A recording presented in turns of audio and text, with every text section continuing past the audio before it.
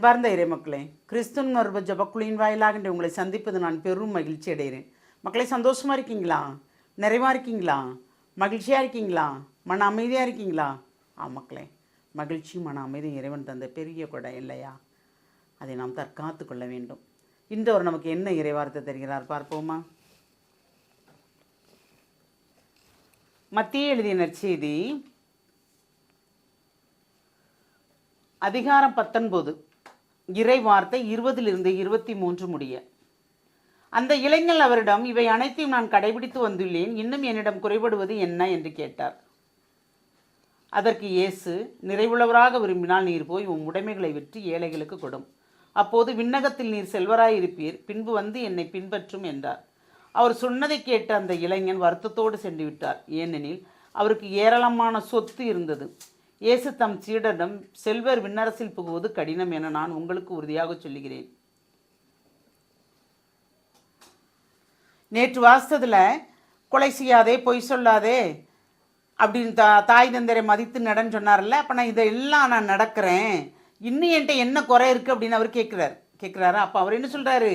உங்கள்கிட்ட குறை இருக்குன்னா நீ நிறைவுள்ளவனாக இருக்க விரும்பினால் உன் உடைமைகளை, ஏன்னா பெரிய செல்வந்தர், அந்த சொத்துக்களை எல்லாம் விற்று ஏழை எளியவர்களுக்கு கொடு, அப்போ உனக்கு விண்ணரசில் இடம் கிடைக்கும். அங்கே இருக்கு உனக்கு பெரிய சொத்து, இங்கே இல்லை அப்படின்னு சொல்கிறார். அதை கேட்ட உடனே அவர் என்ன செய்கிறாரு? வருத்தத்தோடு சென்று விட்டார். ஏனென்றால் அவருக்கு ஏராளமான சொத்து இருக்குது. அப்போ பாருங்கள், சொத்து நிறைய இவ்வுலகத்தில் சேர்த்தால் யாருக்கு விட்டு செல்வோம்? வீணாக விட்டு செல்வோம். பிள்ளைகள் இருந்தால் பிள்ளைகளை ஊதாரியாக்கி விட்டு செல்வோம்.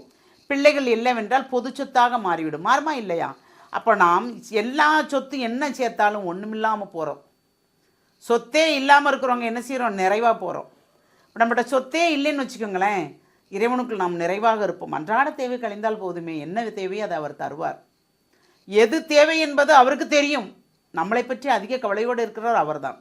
எவ்வளவு செல்வம் இருந்தாலும் அந்த செல்வம் நிலச்சி நிற்குமா? ஒரு நொடிக்கில் காணாமல் போய்விடும். செல்வம் என்ன நம்ம ரொம்ப கொண்டா வந்தோம்? இல்லை, ஓடி ஓடி உழைக்கிறோம், ஒன்றுமே மிச்சம் இருக்காததும் உண்டு. பிறருக்கு உதவி செய்யாத செல்வங்கள் ஒன்றுமே நிலைத்து இருப்பது இல்லை. அதனால தான் அந்த செல்வர் என்ன செய்கிறாரு? வருத்தத்தோடு போகிறாரு. ஏனென்றால் இவ்வுலக செல்வத்தை விற்று கொடுக்க அவருக்கு மனம் இல்லை. எவ்வளவு கோடீஸ்வரனாக இருந்தாலும் அதை அவளைத்து விற்று கொடுப்பார்களா? கொடுக்க மாட்டார்ல. அதைத்தான் இயேசு சொல்லுகிறார், நீ அவளத்தையும் விற்று கொடு, ஏழைகளுக்கு கொடு, எளியவர்களுக்கு கொடு. ஏனென்றால் ஏழை எளியவர்களை அவர் நிறைவாக நேசிக்கிறார். நாம் ஏழை எளியவர்களாக இருக்கிறோம் என்றால் நாம் பேறு பெற்றவர்கள் மக்களே. என்றால் அன்றாட தேவை என்ன என்பதை நாம் நாள்தோறும் சிந்திக்கிறோம். இன்றைய பொழுது கழிந்து விட்டது, நாளைய பொழுது என்ன செய்வோம் என்று நினைக்கும் போது அவர் என்ன சொல்வார்? நாளைய பொழுதில் நான் பார்த்து கொள்வேன். Praise the Lord. ஏனென்றால் அந்த நாளைய பொழுதை அவர் பார்த்து கொள்ளும் போது நமக்கு கவலை இல்லை. எது தேவை என்பதை அவர் அறிந்து நமக்கு உடனுக்குடன் செய்யும்போது நம்மிடம் குற்றமற்று இருப்போம் என்றால் நாம் அவரோடு இணைந்து நடப்போம். அதுபோல் நாம் அவரோடு இணைந்து நடக்கும் வரத்தை கேட்போமா? எல்லாம் வல்ல இறைவா, ஆமாண்டவரே, ஒன்றுமே இல்லை எங்களிடம், பொண்ணுமில்லை பொருளுமில்லை ஒன்றுமில்லை, நீர் மட்டும்தான் இருக்கிறீர். நீர் கொடுத்த இறை வார்த்தை இருக்கிறது. அந்த இறை வார்த்தையின் மூலமாக நான் நிறைவாக வாழும்படி நீர் எங்களை ஆசீர்வதிக்கிறே. அது போதும் ஆண்டவரே. ஒவ்வொரு நாளும் இறை வார்த்தையை கொண்டு எங்களை நிறைவுபடுத்தி அந்த நிறைவை கொண்டு நாங்கள் பிறருக்கும் நிறைவுபடுத்த போகிற அந்த வல்லமை தந்தீரே, அந்த ஆற்றலை தந்தீரே, இந்த செயல்பாட்டை தந்தீரே ஆண்டவரே. அதற்கு நன்றி ஆண்டவரே. எப்பொழுதும் நாங்கள் உம்மை சார்ந்து மட்டுமே இருக்கும்படி தேவரீர் வரந்தோற கிருபைக்கு நன்றி கூறி எங்களை முழுமையாக உம்முடைய இரக்கத்துக்குள் ஒப்புக் கொடுக்கிறோம். ஜெபங்கேற்கும் நல்ல பிதாவே.